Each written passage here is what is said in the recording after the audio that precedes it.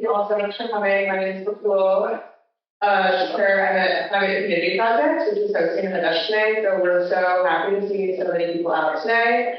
We're going to get started by introducing our Delia Ramirez, who is a Green Deal champion from Chicago, Illinois. She's also leading co-sponsor of the ceasefire now resolution, and she's been a staunch advocate for climate justice across borders, from Gaza to Kiev to Illinois. So we're so grateful to have her here tonight to get started before we open the panel. Thank you so much.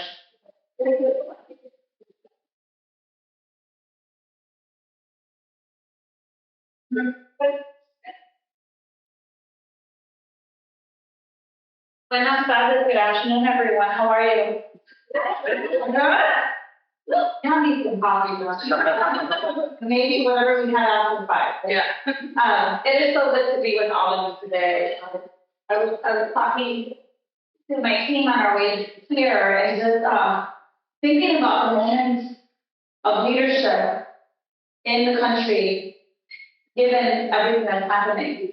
Today, for example, we had a vote, and the bill was a census bill. And my colleagues decided that they really felt that it was really important that we pass legislation to make it impossible for any non-citizen to ever become. I mean, this is the kind of moment that we're living in today, where folks are choosing division over division over division instead of really uplifting humanity. That we are choosing bombs over children. So I'm really glad that you invited me today, because I think that when we talk about climate justice, it is intersecting with everything that we care deeply about, and especially as we think about where we are as it pertains to Palestine. For those of you that don't know me directly, yes, I'm Delia Ramirez, I'm a congresswoman from Illinois 3, but more importantly, I am the daughter of Maria and Luis Ramirez, 2 Guatemalan immigrants who left everything they have in the 80s to come to this country so that their daughter could have the education they did. I'm the daughter of an amazing, badass woman with 3rd grade education who has helped thousands of people. Everything from addressing issues of housing, helping people who need resources and undocumented. And to be able to be her daughter means to have to stand for justice, for liberation, for all of us, and not just some of us. And that is why for me, being here at this precise moment is so incredibly important. We know that we have effects of climate crisis here. We know that for the last 2 years, although our communities have experienced destructive summer storms that resulted in flooded homes, we've experienced 70-degree days in February, and we've also had families who are living in tents at the bare, low record temperatures. We know that workers are experiencing killer heat waves all over the country, especially Texas. And we see that the realities are disproportionately affecting Black, brown, immigrant, and indigenous folks. And we know that we're going to talk about climate justice. We have to also connect it to all the other things that we know are such part of everyday life and humanity. And it is why, as we're talking here, and as I think about realizing the just sustainable future, we also have to recognize our shared humanity, our interconnectedness with one another, and the intersectionality of the issue. We cannot celebrate the green economy that we're building while we're supplying bombs that are decimating communities and leaving whole land poisoned and uninhabitable. That is unacceptable. That would be critical. Because if we believe that we are one people, one planet, and one global community, then what we are doing in this moment is absolutely dissonant to that belief. We have to reject, but we have rejected over and over that truth, right? We have decided that we're going to attack humanity. And then we see the photos and videos of children screaming through the rubble, and parents desperately searching for their children. We also see the toxic dust and ash settling over Gaza and its people. You know the numbers. Over 34,000 Palestinians have been murdered. That's the reports we actually have. We know those numbers are probably a lot higher. We know that the destruction of homes, of hospitals, and cultural heritage, of olive trees, native plants, and farms have now turned into dust. We know that fertile soil, clean groundwater, and healthy coasts and seas are contaminated by emissions, toxins, and waste. Air polluted by smoke and particulate matter. So neither peace nor climate justice is going to be achieved through bombings. Right now, the environmental damage is estimated at about $411 million. And at least 281,315 total tons of CO2 have been released to our planet because of military activities, mainly carried out by Israeli bombing fights and U.S. military supply flights. Over 50% of all agricultural assets in Gaza have been targeted and destroyed. And at a very rough estimate, the climate cost of rebuilding what's been destroyed comes out to be about 30 million tons of CO2, or the same as the emissions of New Zealand in an entire year. Because of our military history, we also know the effect that environmental contamination will have on our children and our families and the generations to come.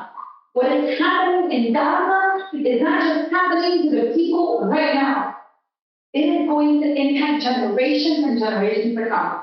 We know that that's going to be transmitted to cancer, brain tumors, respiratory diseases, infertility. And I cannot believe that that is the legacy our nation is willing to support in this moment by supporting Netanyahu's military campaign. And you know, despite of what you will hear about historic investment in combating climate change, we know that this moment, climate and Palestine are completely interconnected. And this cannot be the legacy that we leave behind. And that's why we are here today. We understand that the crisis that threatens our well-being is connected. We know that the climate crisis, the crisis of global displacement, the crisis of housing, the health crisis, the war in Gaza, they are all part of our collective struggle towards freedom and towards liberation. We have to, friends, connect our demands across movements, because we know we're strongest when we're able to move in unity. You know, people ask, well, why, Delia, why do you care so much about Gaza? You're not Palestinian. Why do you care about this issue when you're not this, you're not that? It is so incredibly important for us to be reminded that my liberation is intertwined in the liberation of you and others. And as we see throughout campuses and beautiful sun, none of us are free until all of us are free. That is what we believe, and that is what is worth fighting for every single day. And I believe that winning a fully decarbonized, healthy, peaceful world where all people's ecosystems can thrive is possible. Don't let anyone tell you that it's not possible. And certainly, as you make calls to your members of Congress, as you have conversations with some of the local leaders and others, it may feel impossible. I need you to know that that is a strategy that is used to demoralize and make us stop organizing for what is right. And I need you to just double down and keep doing more of it.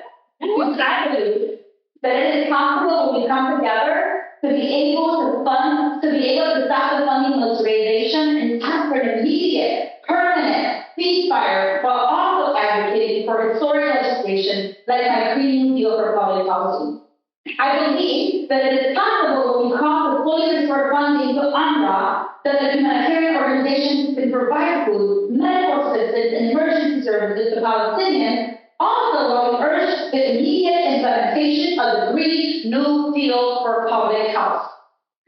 I believe it is not enough. I believe that it is possible that when we end all systems of apartheid and militarized violence in Palestine, in the United States, and around the world, that could hinder that when we end it, we can finally be able to have a world where all of us thrive, not just some of us.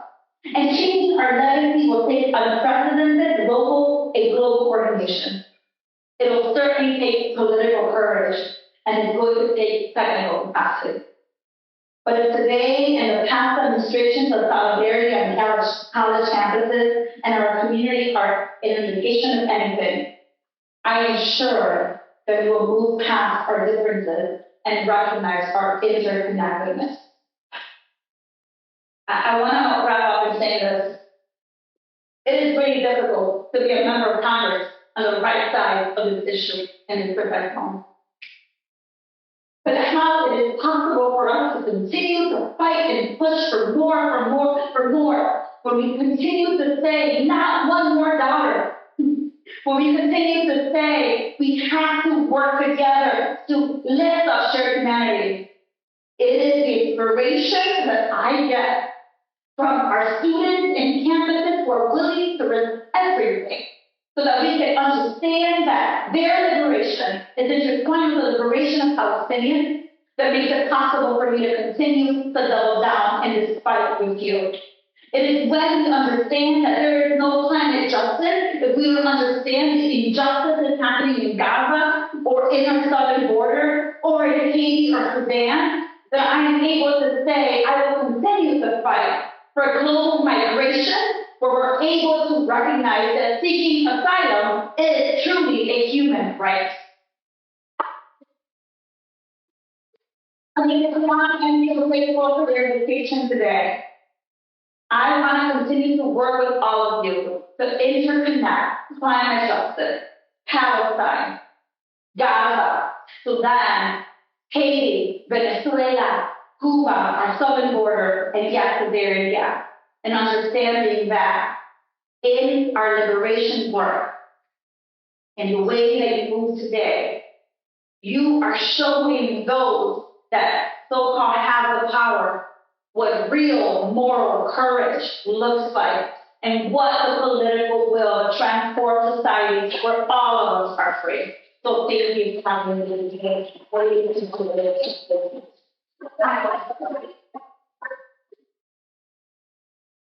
Okay, so that was a great introduction, I think, to everything that we're going to be talking about. So I'm here representing Climate and Community Project with my coworker, Patrick Bigger. Just a quick introduction to CCP. It's a small climate justice think tank. We were sort of born out of the Green New Deal. Some of the researchers who were behind that original legislation. And we're joined with panelists Hebah and Ashik, who I'll introduce in more depth in just a second. But I think to get started, I just want to emphasize that we're here today because the connections between climate justice, as we're talking about, internationalist and peace movements really can't be overstated. Particularly as they relate to our project to actually win a fully decarbonized, livable world for all people across all borders, right? And so I think as the climate movement, we deeply understand and have a clear understanding of how oil, gas, and other extractive industries are like clear climate villains. But too often, the military-industrial complex, for a number of reasons, sometimes gets left out of our analysis of the systems at play when we actually look at what we need to take on to like win what we need to do. And even as we acknowledge that so much of our status quo needs to be fully transformed in order to meet our goals and undo historic inequities. And I think the need for the kinds of conversations that we're having today have just become even more horrifyingly clear over the last 7 months of genocide. As we've witnessed what's happening in Gaza, and more than that, we've been witnessing our own government's deep complicity and insistence on continuation. And despite the incredible kind of upsurge of movements across the world, from the student movements, like here in DC, across the country, the labor movement standing up for some of the first times for Palestinian liberation, we still don't have a ceasefire. The establishment is still sending more weapons to be deployed by Israel. The political power of the Israel lobby is incredibly strong, as we will see in the upcoming electoral cycle. And U.S. regional interests are deeply tied to authoritarianism and oppression. So we've been just trying over the course of the last 7 months in particular to deepen our collective understandings of the connections between demilitarization and decarbonization. That's what we're here to talk about today. And it's because the death and destruction is not just horrifying, it's also fundamentally harmful and at odds with the work that we're trying to do in the climate movement.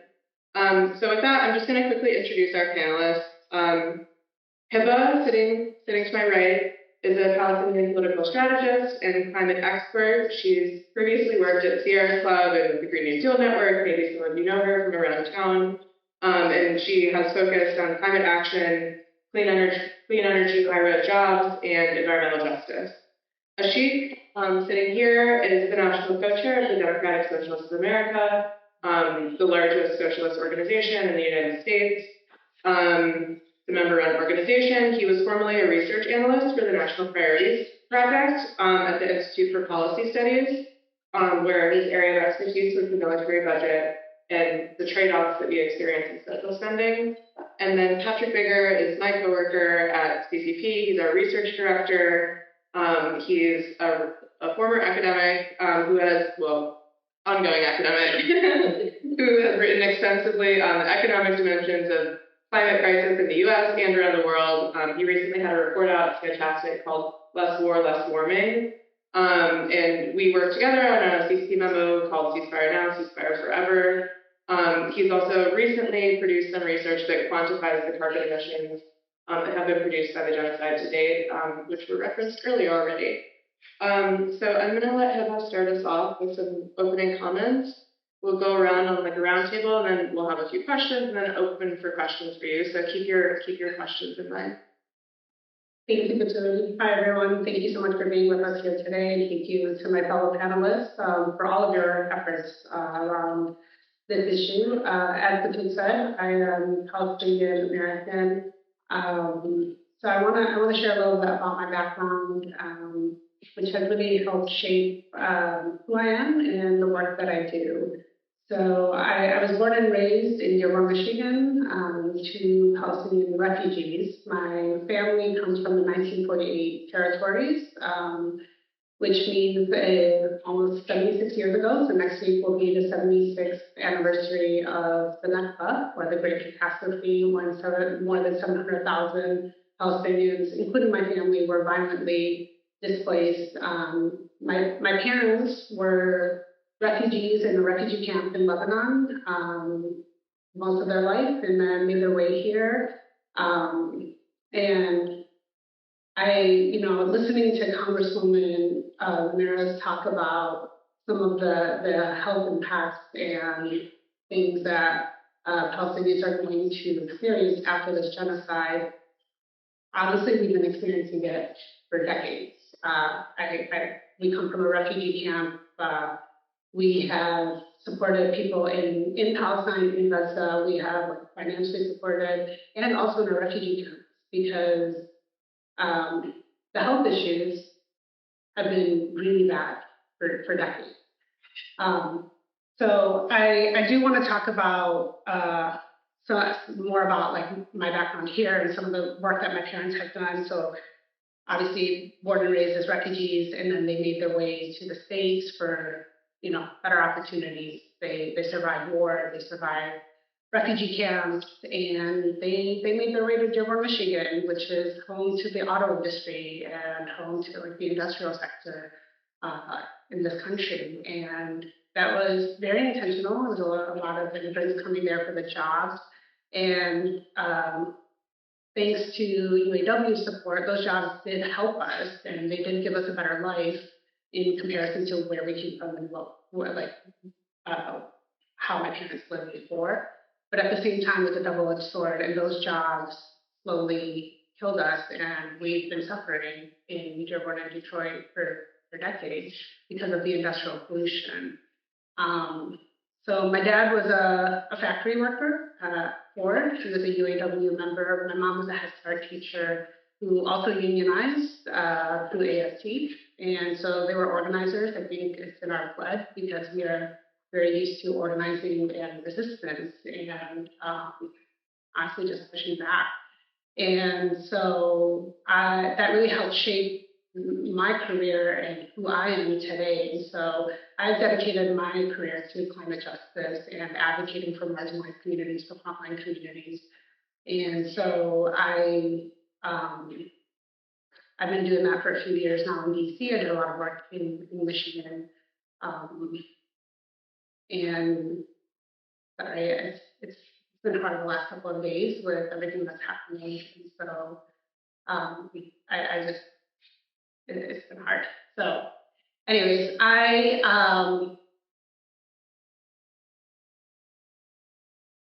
have dedicated my career and my family and to helping not just the Palestinians that come from the 1940s to our territories, and not just the West Bank, but revisit Gaza. And this is very clearly colonization, and the fact that it started almost 76 years ago is proof that this did not happen on October 7th, right? This has been ongoing for decades. I'm living proof of that. My family is currently fourth-generation refugees in a refugee camp.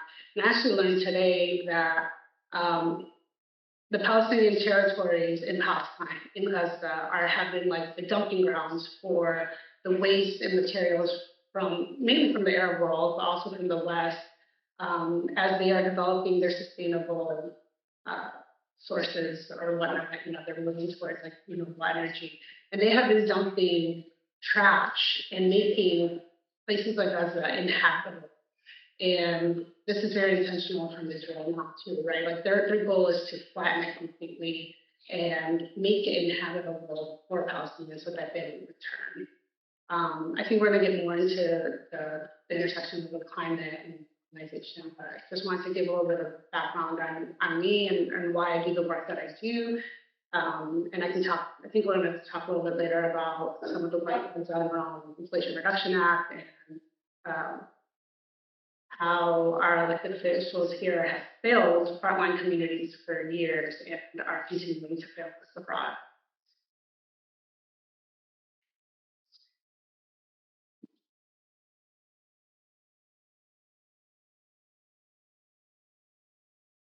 Thank you. My name is Ashik Siddique. I'm currently co-chair of DSA, the Democratic Socialists of America, which is, as Batul said, the largest socialist organization in the United States in a long time. And I can say more about, how we're responding in this moment and just all the things that have led to this moment and how U.S. hegemony is kind of being revealed in this moment. I started organizing as a socialist through eco-socialist campaigns in DSA, particularly for a Green New Deal, where we really had the intention of developing an analysis of what was really necessary against the climate crisis and all the reasons why it wasn't happening because of the entire capitalist power structure in the United States. I also worked previously as a researcher for the National Priorities Project at the Institute for Policy Studies, particularly focusing on the military budget and trade-offs of social spending and everything that the military budget can be spent on instead, particularly climate. So that has really informed a lot of what we're talking about today. And in this moment particularly, it just really feels like Palestine has opened up a lot of room for demonstrating the intersections of things that a lot of us have been kind of struggling to demonstrate for a long time. Palestine has really been an exception to the liberal hegemony that has been dominating our local economy for a long time. That has also been stalling real movement on so many of the issues we care about, climate to militarism generally to housing, like any number of things. Like this economic order has been blocking progress on those, and Palestine, for a lot of reasons that over a lot of other talks, has been an exception. And there's a reason why it wasn't talked about in the United States, why progressives accept Palestine was just something that was normalized for such a long time. And that is what's breaking down in this moment, and that opens up a huge amount of possibility, but also has a lot of challenges that we'll talk about more. So I'll just, in my opening remarks, I'll talk a little bit specifically about the intersection of militarism and climate, which is what I spent a lot of time working on previously. So I'll say that for the years I was working on this, it was a challenge to demonstrate why militarism is such an important key to dealing with the climate crisis meaningfully. It was a challenge to make that feel intuitive, not just like this is an intersection of issues, but like militarism is really a core reason why we're not making progress in the climate crisis, why we haven't in many decades, that it's been known as the huge global crisis that needs to be addressed very urgently. There are also a lot of reasons, a lot of dimensions to this, like labor organizing, that are coming out in this period as really critical to potential for really changing how this power structure is both perpetrating atrocities in Palestine, but also preventing progress in so many other things. I'll say a little bit about just the intersections of militarism and climate crisis that like I previously worked on that Patrick can say more about. But there are a few things in the period that I was doing research specifically on this that we were trying to figure out while there were two major political shifts happening. There was the COVID pandemic and also the shift from the Trump administration to the Biden administration. And for like that period going into 2020 felt like a huge time of possibility for the left in a lot of ways, and we can say more about this for the next hour, what is different now. But it felt like there was a lot of possibility coming out of a decade of organizing since Occupy Wall Street and the Bernie Sanders campaigns and the growth of the climate movement. And when the pandemic started, it felt like a big time of possibility to show how this economic order was not doing the things that it was supposed to, how like all these things were actually possible that the government could do, like give stimulus checks to people, actually redirecting economic activity. And it felt like a moment to really expose how Washington, D.C.'s militaristic budget priorities were actually leaving the country really unprepared to respond to a crisis like that. There were massive shortages in public health resources and shocks to the broader economy that threw Americans off their health care, left many states in the United States depending on parts of the military budget to cope. And it just really showed what people who've been doing research on the military budget have been saying for a while, that so many of our federal resources are going to the military versus social spending. And this is really, this period was a preview of shocks to come as our climate crisis continued to intensify. So this really showed how, a lot of theorists on the left have been talking for a while about the climate crisis response that was most likely in this very militarist society would be an armed lifeboat response. This is something that the writer Christian Parenti, I think, coined. He and others warned for a while that climate change could easily be absorbed into a very militarized societal response based on how resources were already allocated that would continue to direct resources away from programs that could actually respond to the climate crisis and all sorts of social problems, and instead just reinforce the militarized system. So there are all sorts of ways that militarism and the climate crisis are mutually reinforcing and kind of just cause each other. Like the military itself is a huge polluter, which Patrick will say more about. The military is often deployed to sustain the very extractive industries that destabilize our climate. And that climate chaos in turn leads to massive displacement, internalized militarized borders, and just more conflict, as Representative Ramirez laid out so well. So true climate solutions have to be anti-militarist at their core. They need to create and reinforce more social infrastructure to respond to that instead. So we have to shift from a culture of war to a culture of care and actually deploy resources to support that. So funneling trillions into the military to keep waging endless wars, to keep projecting military dominance is preventing us from investing in real forms of security and cooperation. And there's still the potential to transform our whole society to build those systems of care, but this military system is preventing that. So yeah, there's just a bunch of points that are worth really reinforcing. One is just that overinvestment in the military comes at the high cost of underinvesting in other social needs, especially climate. So for decades, the U.S. has invested in this military adventurism, prioritizing military threats above all other threats, and this whole political media apparatus keeps presenting things as military threats when they're really, social threats, like Palestine.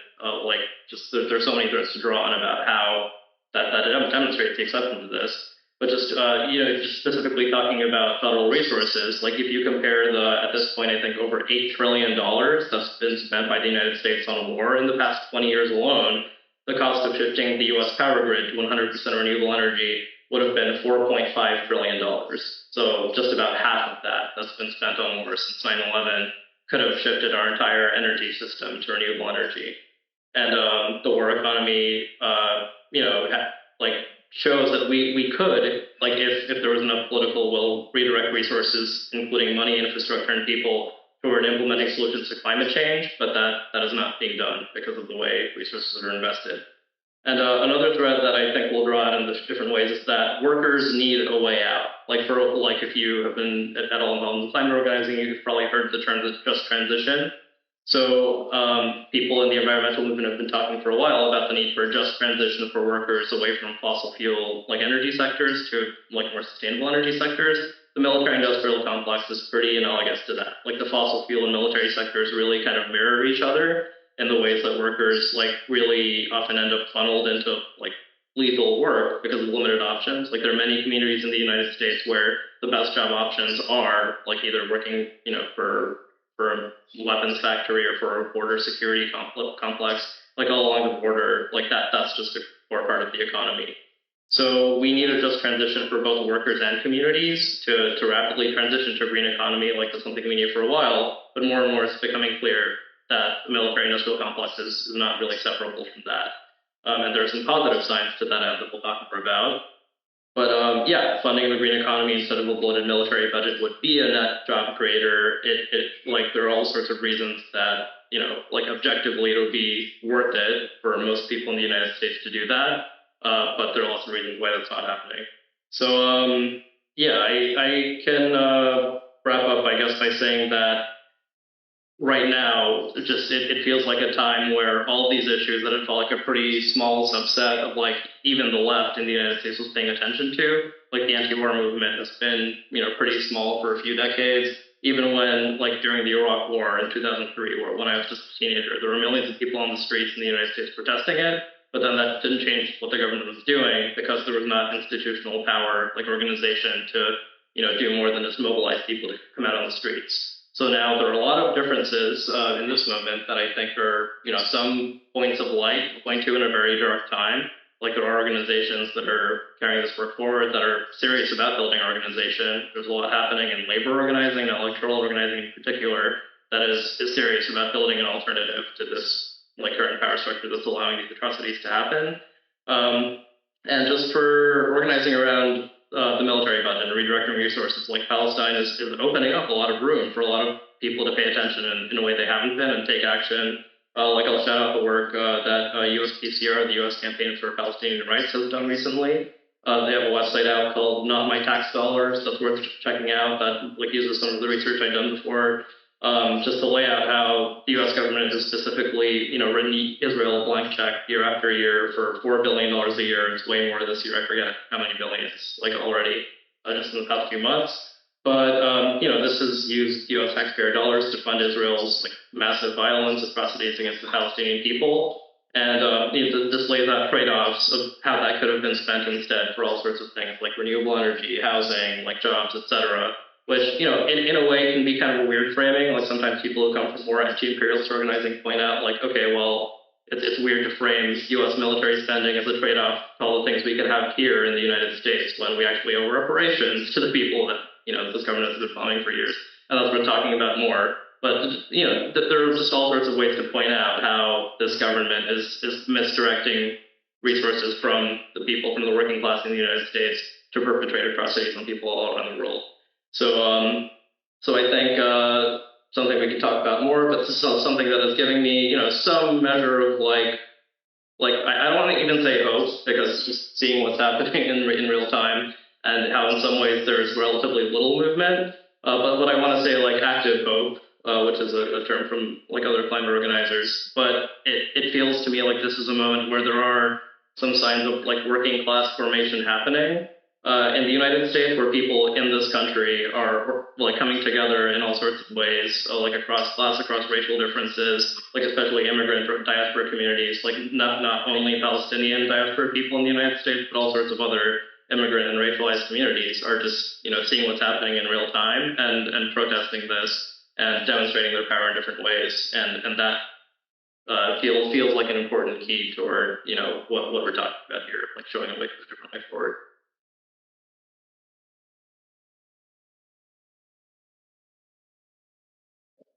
Thanks, Ashik, and my fellow panelists, and thank you all for coming out tonight. My name is Patrick. I'm the research director at Climate Community. And I guess before sharing background, my way into this work is that I come from what folks in the industry euphemistically call an energy family. So I have folks who are involved in the oil and gas industry, and so that is part of the reason that I try to do this work in terms of being able to use my position as somebody who understands the ins and outs of that industry. to try to push back against it and create brighter climate futures, both domestically and around the world, where so many communities have suffered from legacies of imperialism, extractivism, and now genocide. So that is where I'm coming from. And sort of in that spirit, I like to start talks like this with this really incisive quote from Colombian President Gustavo Petro in the early days of the genocide. He said, quote, "The life of humanity, and especially of the people of the South, depends on the way in which humanity chooses the path to overcome the climate crisis produced by the wealth of the North. Gaza is just the first experiment in considering us all disposable." And so I think this is a really incisive point about the sort of choices that we collectively face right now if we are going to move towards shared humanity and climate justice, or a future of climate apartheid, this weaponized life raft that Ashik is talking about. Because Palestine is just one little corner, but a very important one for understanding the current polycrisis, or this situation where you have many overlapping crises, and they all sort of sum to greater than the individual parts. So thinking about the climate crisis, thinking about imperialism, thinking about international financial subordination, and countries of the South not having resources they need to respond to the climate crisis that they had very little role in precipitating, right? And so thinking about how all these things are becoming condensed and really distilled in this exact moment in Palestine, and why it's so important for the climate justice movement to stand up and stand with Palestine and demand an immediate permanent ceasefire as a pathway towards climate justice, and to sort of asserting our shared humanity in every form that we possibly can. And so, as Petro's quote illustrates, Gaza really is a test case for how we collectively respond when entire communities are rendered surplus to the needs of global capital or empire, and why it's so important to stand up right in this moment. And so, when we think about villains in the climate crisis, as Batul said, we usually think of Exxon or Larry Fink from BlackRock or George W. Bush or whatever. But militaries globally are really high on this list, and we've historically not paid enough attention to that. The best estimates we have is that militaries worldwide emit about 5.5% of total carbon emissions, which is more than the commercial aviation sector. We don't really have good numbers on this because as a result of U.S. maneuvering during the Kyoto negotiations in the early 90s, there was an explicit carve-out for military reporting, which was then made optional, again, under U.S. pressure during the Paris process. So there's very few countries that actually report their military emissions. In order to come up with the first estimates that we did, we had to FOIA a very weird agency called the Defense Logistics Agency that buys all the oil for the U.S. military, which is a lot, really a lot. The U.S. military alone has higher emissions than the entire nation of Peru. And it's not just these materials, it's not just oil, it's not just money, it's all the other stuff that goes into building all the kit and the apparatus and maintaining global empire that is the U.S. military's true environmental footprint. And so that means nickel mining in Indonesia, or rare earth minerals in the DRC, or steel production in environmentally overburdened communities at home. All this stuff that are materials that will be necessary for a transition, instead are getting absorbed by the military-industrial complex, making it more difficult and more complicated to build the kind of stuff that we need in order to reach a decarbonized economy, while also sending the technology, the resources to add capacity to countries in the global South, including places like Palestine, so that they can determine their own pathways towards not just surviving, but thriving as the climate crisis intensifies. And the U.S. military is a really important impediment for this in all sorts of ways. We can think historically about the role of the U.S. military in even creating the global fossil economy, right? The shift from coal to oil in the U.S. Navy during the 1910s and 1920s was really fundamental to producing a global oil market, a global oil infrastructure where U.S. ships could refuel all over the place, along with the British and other imperial powers. Right? And so there's this really intimate way that fossil fuels are tied to the creation of U.S. empire that it's maintained today. And so while U.S. military adventurism in Iraq and Afghanistan and all the myriad places that we don't even hear about on a day-to-day basis where the U.S. military is active.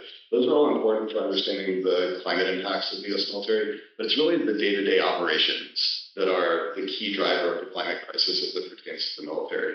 The U.S. military operates something like 750 to 800 overseas military bases. We don't actually know because the Pentagon doesn't report them. And when Rand Corporation, right, the sort of big evil neoliberal think tank, tried to do an accounting last year, they actually had to rely on outside experts, a guy called David Vine here at AU, because the Pentagon's own reporting is so bad. And so just thinking about the supply chains you need to keep all of those overseas outposts supplied with people, with food, above all with energy, right? This is where the real kind of carbon lock-in of empire happens in terms of maintaining these massive logistical networks all over the world to supply our imperial outposts with the stuff that they need to maintain whatever continuous spirit they have in whatever space they're operating. And then another dimension of that lock-in is weapons systems lock-in. Like the F-35, as much of a financial boondoggle as it is to start with, the F-35 is 40% less fuel efficient than the F-16 that it replaces. And then when you're plowing $1 trillion into a new weapons system, it's unlikely that you're not going to fly that thing, right? So unless we have a concerted movement to defund the military effectively, jet fuel, JP-8, will continue to go into the gas tanks of those F-35s that are then sent to Israel to fly patrol flights around Gaza, while Israeli F-16s actually leave the bomb. And so that's really how we can see some of these aspects crystallizing. I think maybe I will just move forward to talk about some of the climate dimensions of the genocide so far. And Representative Ramirez mentioned some of them, and my team and I have been working on quantifying these. And emissions, carbon emissions are not the most important reason to demand an immediate ceasefire. They're not the third most important reason. But there are ways of sort of an insight into the fundamental asymmetry and how this genocide is being perpetrated. In the first 60 days of war, 99% of the carbon emissions are attributable to Israel and the U.S., primarily from bombing runs and U.S. supply flights. And those emissions are greater than those of about 20 countries in the world on an annualized basis. But the real carbon costs come from rebuilding Gaza. All the carbon emissions that are embodied in the concrete that it would take to rebuild all of the housing, all of the universities, all of the water infrastructure, and so on and so forth. When you tally that up, that looks more like the emissions of, based on our updated figures, of a country like Libya, 7 million people in a middle-income country. And again, these are not huge numbers in the grand scheme of things, but I really like this quote from the UN Special Rapporteur for the Environment and Human Rights, a guy called David Boyd, who said that, quote, "Armed conflict pushes humanity ever closer to the precipice of climate catastrophe and is an idiotic way to spend our shrinking carbon budget." I think that's exactly right. This is just a very bad series of choices for any number of reasons of humanitarian, ethical, moral reasons. And there's also, it's fundamentally against our sort of collective self-interest and survival as a species to perpetuate and expand warfare when we have so many other pressing needs, both at home and abroad.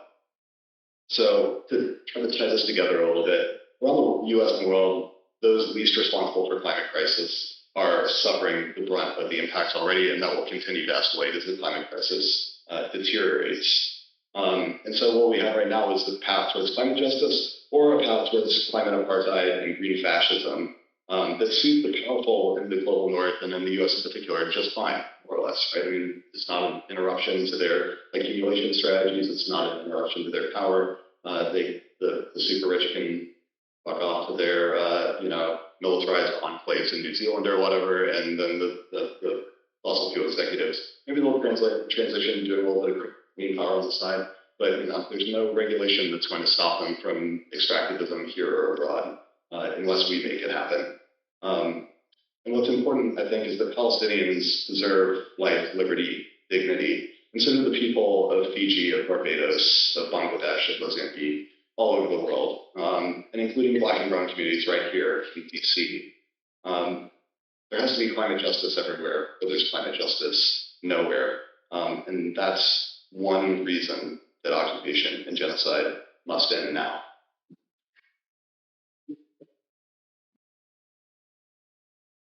Right, thank you all. I'm going to ask a few questions now.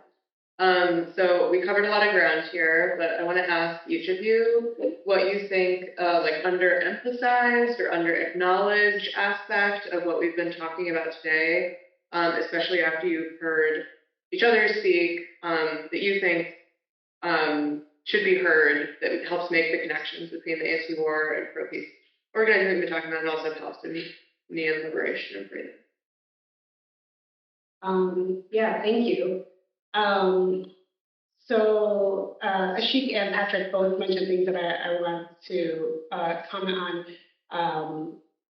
So like I said, my family, they moved to Dearborn, Michigan back in the 80s and just started working. And so they were not thinking about the climate crisis. They were not thinking even about like colonization. They were thinking, we are in a new place that's very different than our home, and we just got to do what we can to make it here and give a better life to our kids. And they did. We as a community, when I say as a community, like the Palestinian community and like the Muslim and Arab communities as a whole, we didn't have the resources or the infrastructure to educate and really talk about Palestine or just like in the Middle East in general, right? Like Patrick had mentioned Afghanistan and Iraq. The U.S. has invaded a number of our countries, killed a number of our people, and stolen the natural resources. That's what they've done. And we're seeing that now on our phones. And so we've always spoken up, we've always protested, we've always resisted, but it was mainly within our community.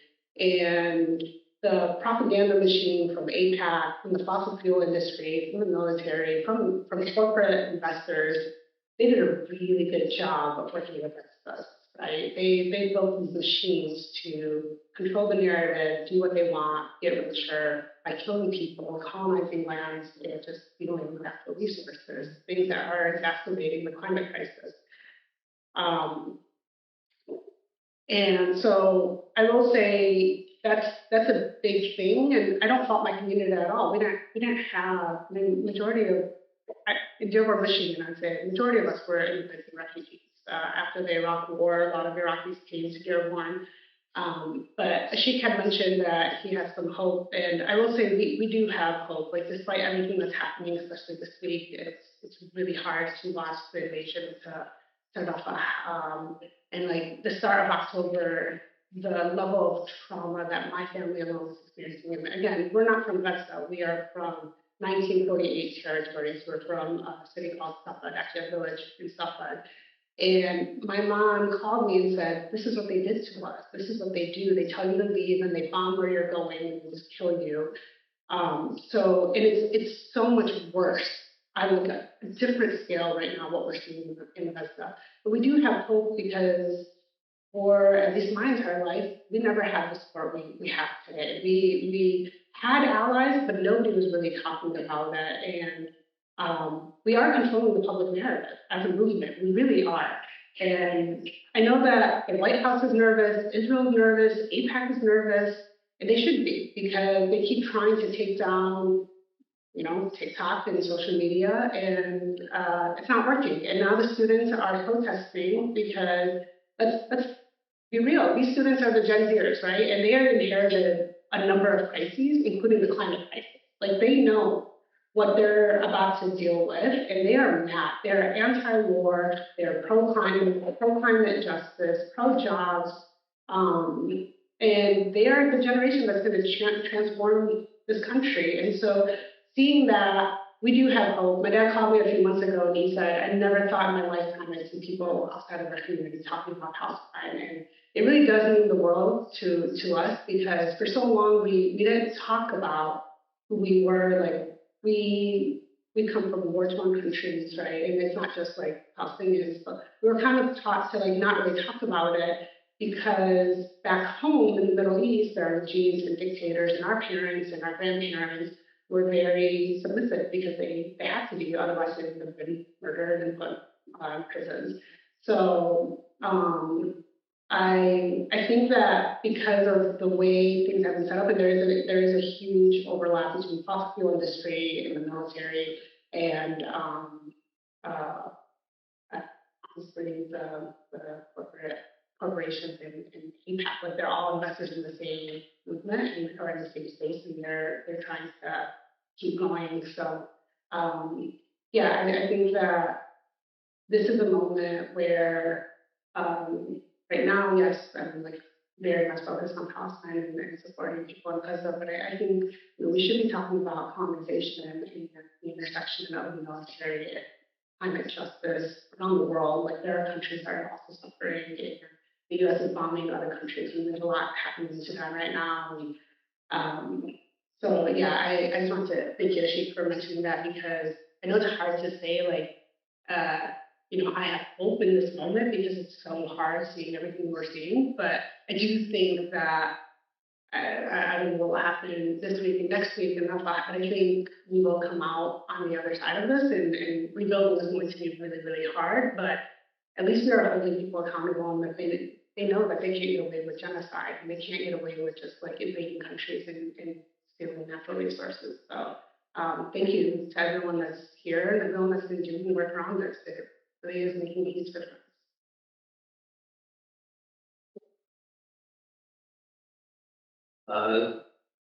Thank you for that. I guess I'll just try to stay focused on answering the question because there are so many threads that I feel like are really worth talking about. One thing that I think has been something that I've been thinking about a lot myself is just about the scale of time in climate organizing. Like I started really climate organizing in 2013 and 14, so it's been just about a decade. A lot of the people that I started organizing with in DSA, like as eco-socialists, like came up through that period.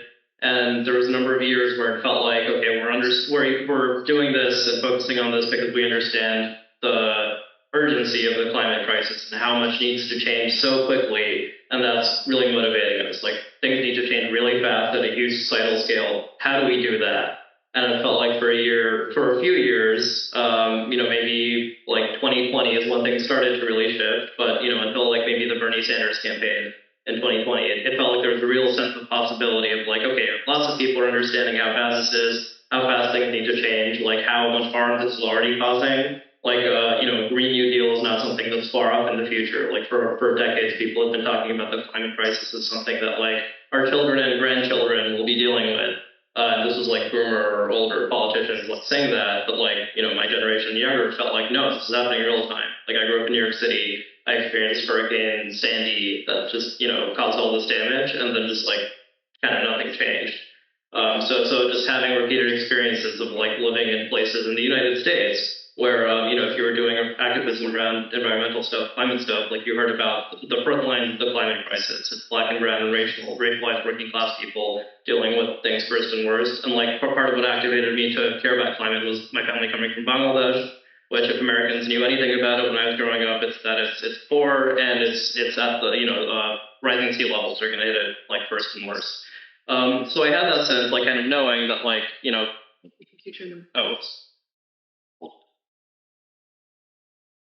you hear me now? Mm-hmm. It's a battery thing.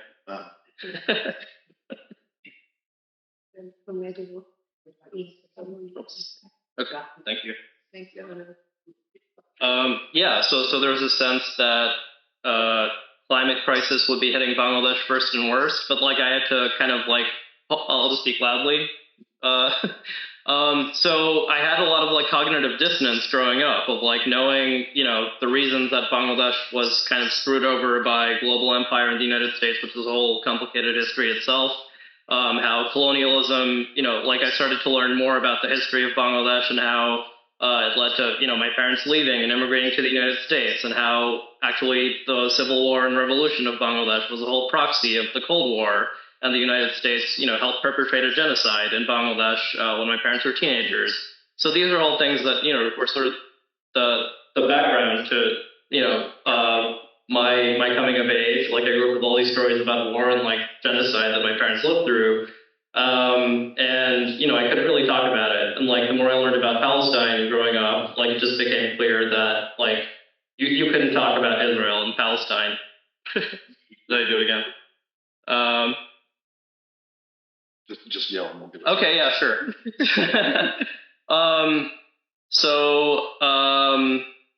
yeah, it just became clear that Israel was an exception you couldn't talk about. Like Nora Erekat has like written and talked a lot about Palestine as an exception to the liberal global order. And like the more I became politically conscious as like somebody on the left, and like realizing like how my life experience, my family's life experience was shaped by this global liberal order, I just started to realize how much it was in common with what people in Palestine were dealing with in the Palestinian diaspora. And so this informed a lot of my thinking about the climate crisis, where it just became clear that the reasons why climate action wasn't happening at the scale that was needed was really intertwined with the reasons that people all over the world are oppressed by that same economic order. So I think to bring it back to the question of time scale, like there was a number of years where it felt like people who were climate organizing around the world and in the US were really motivated by the urgency of how fast things had to happen. But then it didn't happen. Like by 2020, it felt like, Bernie Sanders and like all these things were like our big hope to change things really quickly. That didn't happen. Then the pandemic happened.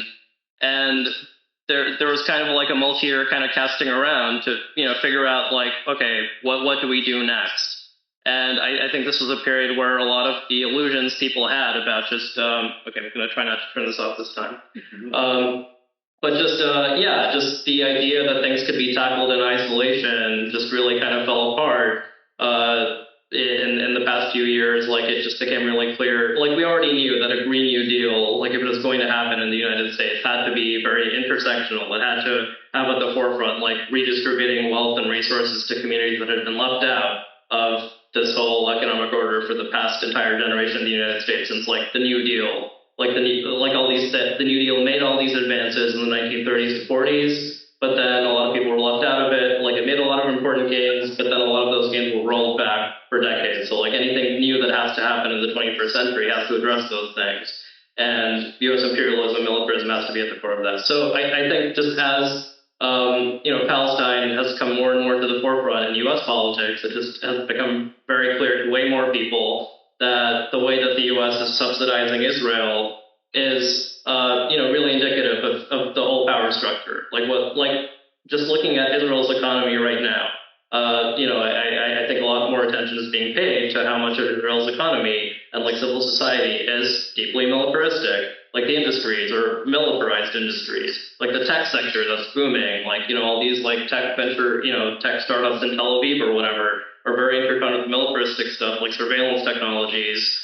And that's part of the global economy. And it has as its underside, like the Palestinian people. And like they're basically experimenting on people in Gaza and the West Bank to, do things that they're exporting all over the world. So, if you live in DC, and you're on the left, you probably know about the MPD, like using, like being trained by Israeli forces. Like the NYPD apparently has an outpost in Tel Aviv. So there are all these examples of like, police forces in the United States like learning from Israel, and it's very self-reinforcing.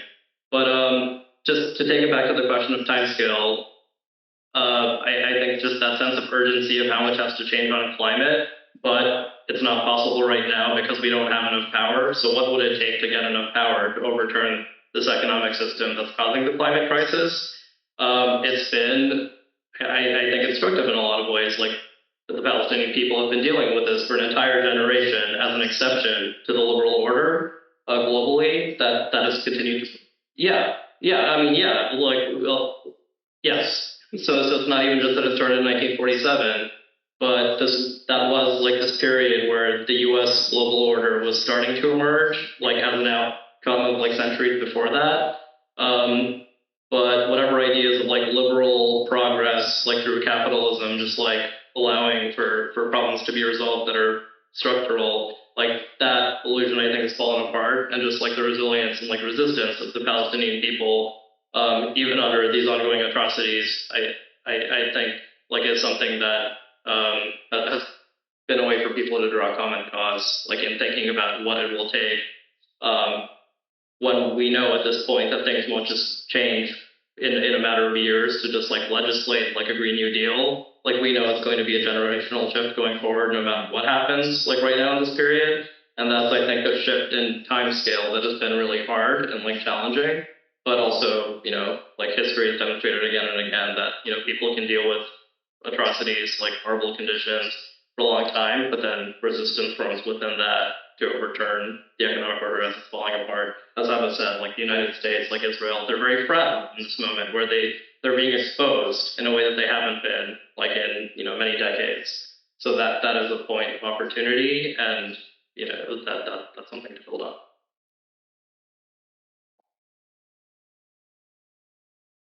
I'll be real brief in terms of thinking about things that we need to think about more. Something, if you've ever seen me talk, I've probably brought up before, because it's a gong that I like to bang, is that the climate crisis is only one dimension of the broader ecological crisis that we're facing. It includes biodiversity, it includes plastic, it includes topsoil loss, it includes toxics. And all these things are magnified in Palestine.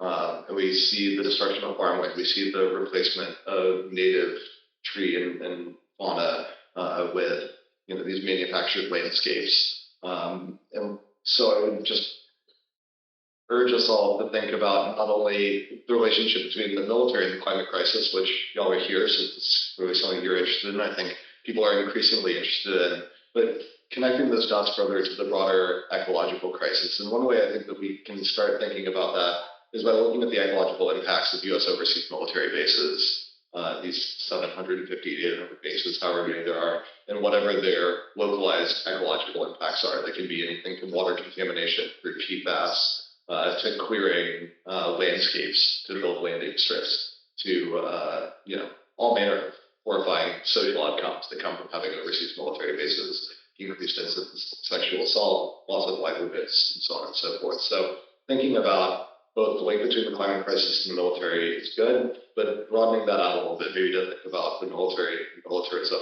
in the ecological crisis more broadly, I think is a really important act that we need to be thinking about more effectively. I'm actually going to ask you a question and then bring it back, but I'll ask everyone to keep it pretty brief for this round, so we have time to take questions from everyone here. Okay, Patrick, so we've talked a little bit about how, the benefits of divesting from the military can't just be for people in the U.S., and we have to take other communities into consideration around the world. The U.S. militarism has a long and global history. I wonder if you could talk through some of the policy directions that you've been thinking about and working through on how to take a more reparative approach to transitioning military industrial capacity away from forever war and towards, the kind of stuff that we need. Totally. Two things pretty quick. So just in terms of what I was just saying about the military and the ecological crisis and the overseas military presence of the United States and allies, I think that there's a lot of lessons that we can learn from the base realignment closure process that started at the end of the Cold War and was supposed to result in this peace dividend, right? That we weren't going to be fighting the Cold War anymore. So there would be plenty of money to invest in all of these different social priorities and then international aid and so on and so forth. Of course, that never materialized. But what would it look like if we were to design a 21st century peace dividend now? And I think one key component has to be something like a global military superfund to undo and remediate the ecological damages of U.S. overseas military bases. It doesn't just involve shipping over Bechtel contractors to do the work. That's actually about training local communities to do the work, providing them with the technology that they need to do it safely, and then compensating them justly for the work that they're doing to remediate these spaces that U.S. empire has negatively impacted. And then more globally, another big part of my work is on the global sovereign debt crisis and how it intersects with the climate crisis. And the U.S. has never paid anywhere approaching its fair share in climate finance according to our historical missions. The global north as a whole has never achieved the $100 billion climate finance target that was laid out in Copenhagen. And so, yes, any reduction in military spending needs to be directed to vulnerable communities and marginalized communities here in the U.S., but it also needs some portion of it must be redirected to international climate finance as no strings attached, grant-based climate finance rather than extending the loans that are the primary modality by which the U.S. currently distributes climate finance, which just puts countries of the global south even deeper into debt crisis, meaning that they have fewer resources to respond to their own sovereign-defined climate justice prerogatives. And instead are tied to, using more lending, more borrowing to invite U.S. contractors or Chinese contractors or whoever to come do their solar installation or something, right? This is not a tenable pathway towards climate justice. And by repurposing military money for that, I think is a really good way to start moving towards better climate futures for everybody. Yeah, agreed. Okay. Ashik, so you come from a background of like researching exactly what we're talking about, but now you're the national co-chair of the largest socialist member-run organization in the country. So I just wanted to give you a chance to talk through a little bit what you've seen, like bringing from your perspective, from your background, how have you seen new like opportunities, challenges in the national landscape for thinking through what's actually possible for us to be doing here as people, based in the belly of the beast, the heart of the empire in the United States, from your position as national co-chair? Yeah, so Patrick mentioned the peace dividend, which like just as a very brief, hopefully, preface to your question, just like through doing research on the military budget, in the past 5 years, I learned a lot about the history of public discourse around redirecting resources from the military budget. And basically the last time in the United States that it felt like there was a serious effort to redirect a lot of the federal military budget to other things was in the early 90s when the Cold War was ending, the Soviet Union collapsed. So there was a sense under the first Bush administration that there could be something called a peace dividend to redirect the military budget, which is already a huge portion of the budget, to any number of other things. And there was a lot of civil society organizing, like labor unions, major machinist unions were seriously researching this. And then it just didn't happen over the course of the 90s for a lot of reasons that will take more time to explain. But one of the really indicative moments for me in learning about this, decades later, having been activated by Bernie Sanders campaigns, was that when Bernie Sanders was a congressperson in Vermont in, I think, the late 90s, there was whatever war with the United States was doing then. I think it was Serbia or something. All these resources were going to, funding a lot of militarism without really talking about it publicly very much. So there were, whatever existed of the anti-war movement in the U.S. was protesting, just sending resources there without talking about it. So in Burlington or wherever in Vermont, there were protests of all these anti-war organizers, protesting a military factory that was creating whatever the version of the F-35 was then, some big weapon system. And the workers there at the factory were just okay, who are these hippies protesting us? And Bernie Sanders, as one of the most left-wing Congress people, basically took the side of the workers, just being this is providing jobs in Congress, so we can't really ask these workers to give up their jobs.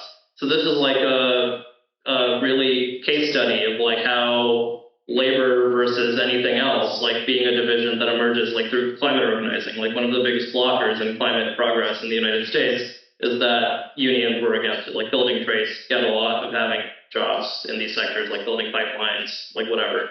So that's the same thing with the military-industrial complex. So that's a really big problem. That's an organizing problem. What will it take to get labor unions to come out to realize it's actually in the interest of their workers in the longer term to shift to a different kind of economy? So that's something that in this moment, in DSA, after a few years of organizing around a lot of these issues, labor organizing is in a moment of resurgence. After many, many decades of being suppressed by the government and all neoliberalism, all these forces that have weakened labor unions in the United States, when labor used to be a backbone of all the social progress that really happened in the past century, whether it was the New Deal or civil rights or women's rights or environmental gains in the 70s and 80s, those happened because organized labor was way stronger and participating in those movements, and workers were leading in a lot of ways. Labor unions were coming out for environmental protections in the 70s. That's why a lot of things happened, even under right-wing governments, under Richard Nixon. The EPA was created, for example. That's because movements were so strong with organized labor as a core part of it. So organizing possibilities at this moment. So in the past year, one of DSA's main national priorities was a Strike Ready campaign to help support workers in the UPS Teamsters, preparing for a big strike to fight their contract, and also UAW auto workers. So those, there's a lot that can be said about what they won and how impressive it was to win what they did on the contract. But talking specifically about UAW, the auto workers, through organizing for their own. So this is one of the largest unions in the United States, representing hundreds of thousands of workers. So they were organizing for demands around basically the transition to electric vehicles, which is part of the green transition that's happening. That's just happening because capitalists see it in their interest to develop green capitalism, basically. That in the interest of the people who own these companies, like the big three auto companies, they just want the maximal profits. They want to just do whatever is profitable. But the workers who are doing everything, like actually contributing to labor, are like, wait, this has to happen in ways that we can have more control over. So UAW was advocating for demands around, just things like a 32-hour work week, for example, which is like a climate demand, like that is being talked about more and more, and all sorts of other things. And then they won a lot of what they asked for, like through that period. And coming off of that win, these were happening throughout the fall, like after October 7th. So it was in that period where UAW workers were winning a lot of what they wanted in these contracts, and that I think built up the confidence to just start asking for more things outside of just their own interests in the workplace. So in early December, UAW came out to support a permanent ceasefire in Gaza. And in that statement that they put out, they also called for a just transition, like for workers in the military-industrial complex, which is huge. And this is something that I think has not been discussed enough that's worth really emphasizing. It's a really big deal for workers in a major union in the United States to engage in anti-war things, to start talking about the military-industrial aspects of our economy. So I think this is something that as socialists, like we engaged in, and like more and more DSA members are just like really thinking seriously about labor organizing their own workplaces, and just like organized labor is a really important part of whatever we want to win in the mid to longer term. So that it's happening in real time is to me a huge source of again, I don't want to say hope, but it's a signal that something is shifting after many decades of labor being weak and like left movements not gaining very much because there isn't a lot structurally to support that. So that is something that's changing now, and that's something that I think is a lot that we can work with and build on in thinking about what a transition would be away from all this and creating a real alternative. Thanks. Last question for you, Hebah. So you've done a ton of organizing, advocacy, policy work on, climate, on the just transitions. So just wanted to give you a chance to speak about how you see these two movements that we've been talking about tonight as actually supportive of each other, and how you kind of translate your, path through climate justice work into your current advocacy and work around, justice for Palestine. Yeah, thank you. So as I said, I previously worked at Sierra Club, and before that, Green Deal Network. So a lot of our team's work was focused on like the investment, economy-wide and sector-specific investments to transform the economy, to combat the climate crisis, to create clean energy jobs, and to actually support environmental justice. I do want to say that our team is no longer there, and so I just want to just show some love and support to all of my friends at Sierra Club that are struggling right now with the leadership that has taken the organization in a different direction. And honestly, it's just straight up being busting. So just wanted to state that. They came out an article today. They are going home to do a lot of work. So people showing support. And in the midst of all of this, they have been very, very vocal and supportive of Palestine and calling for a ceasefire in Gaza. So just wanted to take a moment to say that. So while I was there, we had some incredible people working for almost 4 years for the historical climate legislation in this country, which is now known as the Inflation Reduction Act. Unfortunately, we had on the table what we really wanted was Build Back Better, which was a $2 trillion package that included more than just climate investments and environmental justice, but also included childcare, elderly care, housing, a lot more. I have a different level of rage today, to be honest, with this administration, and so I'm just going to call it out. Thanks to President Biden and some Democrats, the Build Back Better package fell apart, and we ended up with Inflation Reduction. It's still historical, it's still investment that we need, but it's far from what we wanted and we need. And it did a massive disservice to environmental justice and frontline communities. And Biden, at the State of the Union address, talked proudly about IRA and how we passed this legislation and we are combating the climate crisis. His framing was, we did a thing and we're basically done, which we all know in this room, we are far from done. We still have a lot of work to do. And my question to him is, why did we work so hard to pass this legislation, which is not perfect? And why are we working so hard to implement these investments? We're just going to bombard innocent lives in Gaza and increase carbon emissions in another part of the world and destroy the entire land. And like Patrick had already, like he went through a number of the issues, right?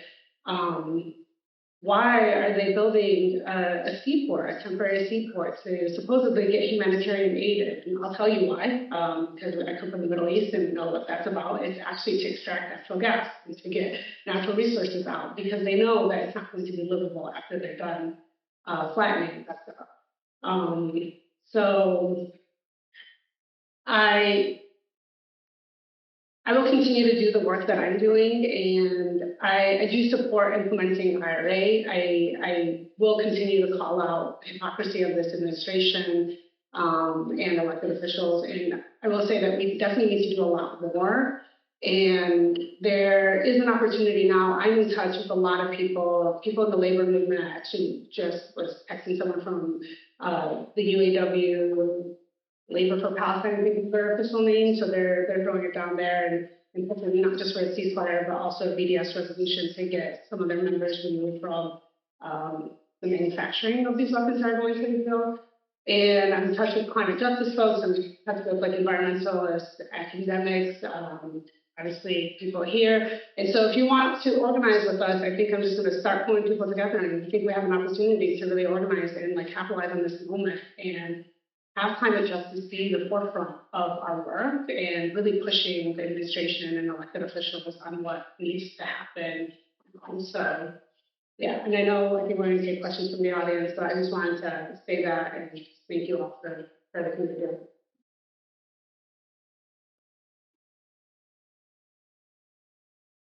Thanks. Yeah, we do have some time for a couple questions, so.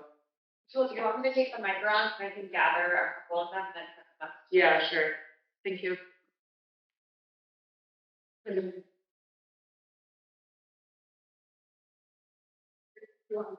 just start the question, and then I'll gather every question, and then we'll bring it back to that. Cool, thanks. Panelists, thank you so much for your great remarks. It's been so interesting and so up today.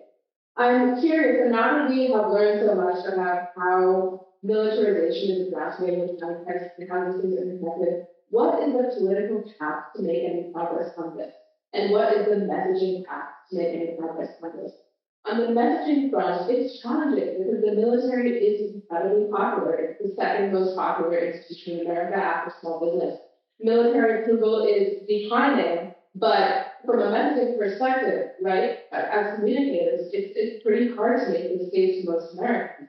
Politically, the NDAA reauthorization is up later this year, right? So there's an opportunity, and I haven't seen it. I wouldn't know, but it doesn't seem as though there's a whole lot of interest in using that legislative vehicle to accomplish anything in terms of demilitarization or the Gaza.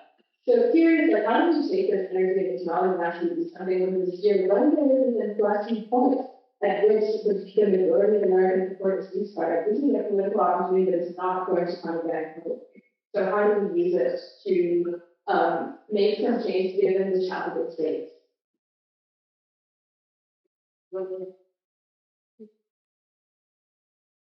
Kind of a general question. I'm curious if we all have reflections on custody. I think it's not the only example, but a very discrete example of the overlap here, not just between militarism and climate crisis, but specifically Palestine and the Israeli military. They were a climate protester, and they've done it with training from the Israeli military. I think Delia is a really dangerous program for Georgia International Law Enforcement Exchange, where the Israeli military comes to the United States, they come to facilitate facilities like custody and the building and constrain militarized police forces in the United States to battle protesters, specifically protesters and create homes now in Atlanta we're seeing overlap specifically environmental protesters. They're building police training force on indigenous lands, on the national forest lands. They're bulldozing trees to build a training facility to bring IBS soldiers here to train U.S. police. And so I think I'm curious, are y'all seeing or foreseeing more of this across the country? Or I think you mentioned the Panama facility in Israel, and so I'm just curious if y'all have reflecting the Israeli people using it as a great example, but other examples that are happening. Yana behind you. Oh, sorry.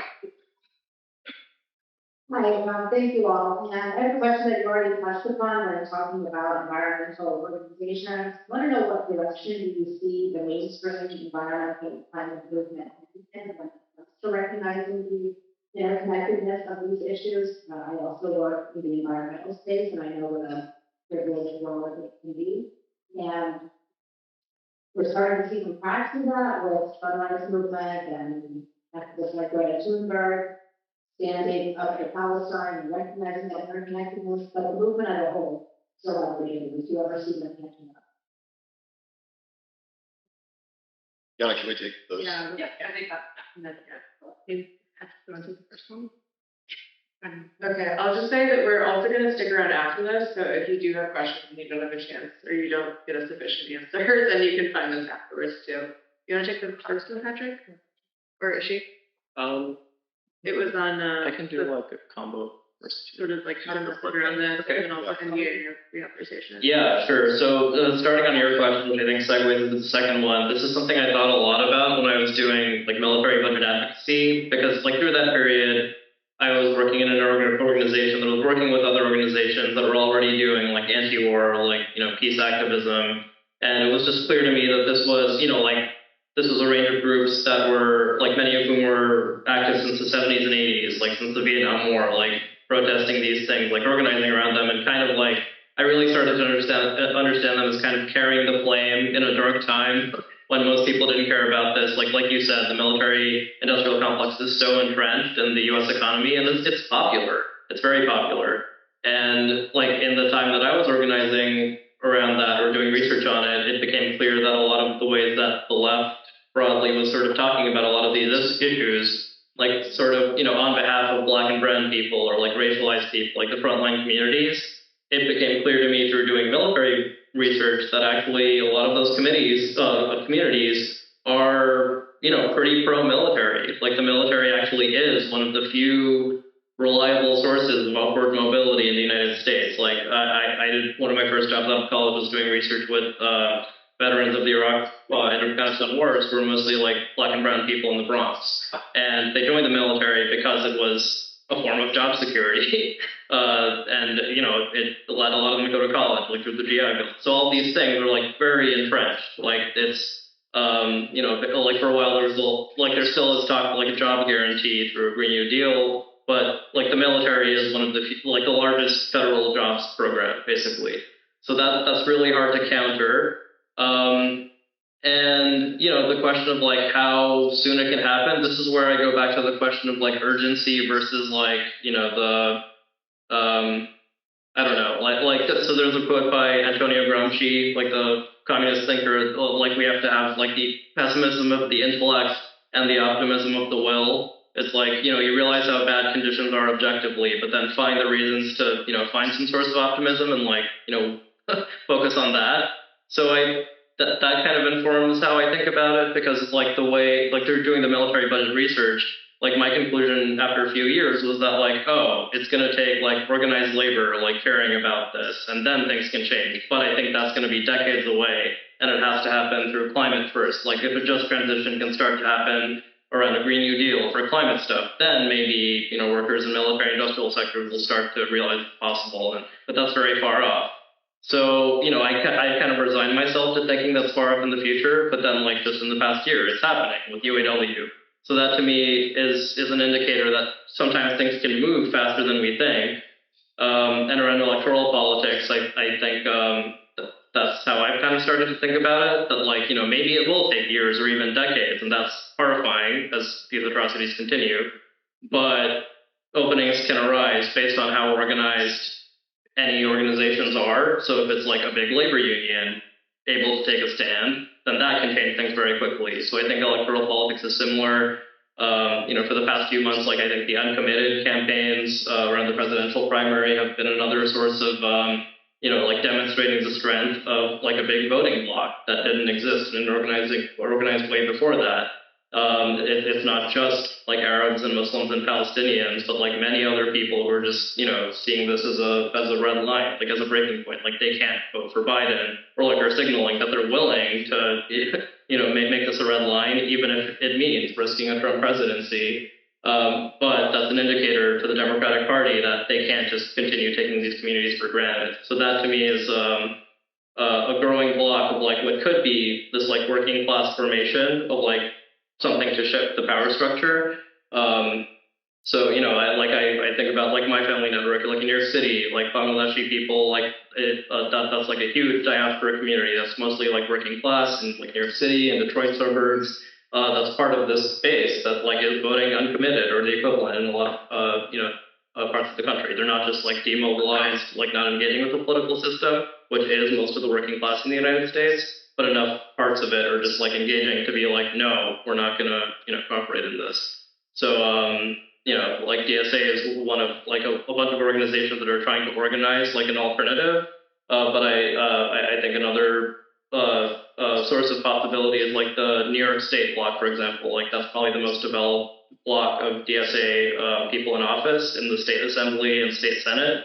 Who are operating as a bloc. Like they ran as Democrats on the ballot line, but they have a whole structure in New York City DSA to develop their priorities together. They helped pass the Build Public Renewables Act in the past year, which is like really a model for like Green New Deal legislation going forward. And New York City is one of the biggest economies in the world. So that is showing how the public sector can be used to drive a transition.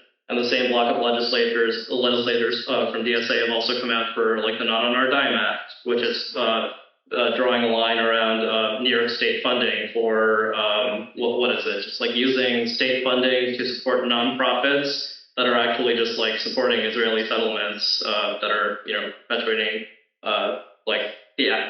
just intensifying the occupation and growth of settlements. So this is the same electoral bloc that is like taking a lot of heat from the Democratic establishment and like media apparatus. But because of the independence of an organization like DSA, they're able to take these stances. So I think just growing more of that independent capacity outside of the Democratic Party establishment, like whatever nonprofit industrial complex, that's part of a way forward. And if we keep growing that, a lot more can become possible very soon, sooner than we think is the hope. But there's no shortcuts basically outside of building organizations. Am I taking the third question? I think like if we have any closing remarks on the surgery. Yeah, I mean, so to answer your question was about the movement of the climate and the life. Yeah, okay. I think that the big green space is a little bit of a mess, in my opinion. Being formerly a part of it, and I was a part of the more progressive one, which is sad. It's very much white, very much privileged, and honestly, as a woman of color who works in the space, I had one of the most diverse progressive teams. It was hard. Like we took up a lot of fights internally to push the organization in the right direction on climate justice, on environmental justice, on just working with frontline groups and communities. And it was hard. I do think that this is the moment to really hold it accountable and to kind of build a bigger movement. Basically, based on everything that we just discussed and some of the conversations that I'm having, I do think that there needs to be funder accountability for sure, and I do recognize that funders are playing a big role in the direction of some of these organizations, but it just can't happen anymore. Frontline communities are suffering here and they're suffering abroad, and we can't have elected officials, we can't have organizations, we can't have foundations just silencing us, telling us it's okay, just do like this is just the way it is, and we're just going to keep like putting names to the same thing and just expecting you all to be okay with that. I mean, I think what's happening around Gaza right now and the world, like speaking up, right? Like now there are student camps in other countries. I think this is a signal that the people are just not going to take this anymore, and there is change that's coming. And I think we kind of have to force the change, but I do have a lot of hope in the climate justice space and the labor space. Like I said, I've been touched with a lot of people, and I think we can organize and really shift and really focus on combating the climate crisis with justice, environmental justice, and labor. Like we really should be focusing on supporting communities to get those jobs and creating good family sustaining jobs. So I will end there. Okay. Well, we're a little over time. Thank you so much to the three of you and to everyone for coming out. We're going to stick around for a little bit afterwards. But yeah, that's it.